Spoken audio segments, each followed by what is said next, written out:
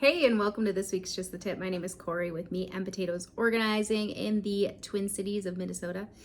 Today, I want to talk to you about a simple solution for drawers. So when you're pulling out drawers in the kitchen or even dresser drawers, clothing drawers, things of that nature, a really easy way to contain the inside is to add a drawer divider. I love the drawer dividers from the Container Store. You can also purchase them on Amazon.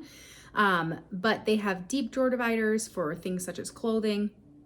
They also have more of a shallow, expandable drawer divider for something like a kitchen drawer. Those are great if you've got large utensils that don't fit into a specific holder or doesn't fit into those specific bins that go inside of a drawer, or maybe your drawer is oddly shaped and you can't put those types of containers in there. You can just easily put in these drawer dividers. They lock into place, and then you can have a bit of separation amongst your items. So to keep everything organized, like large spatulas or, things of that nature, grilling tools sometimes don't fit into a container either. I like to use that for that too. So if you're feeling a little perplexed about drawers, my tip of the week is get some drawer dividers, divide out your items, and see how containing them and kind of giving them a new home helps you out.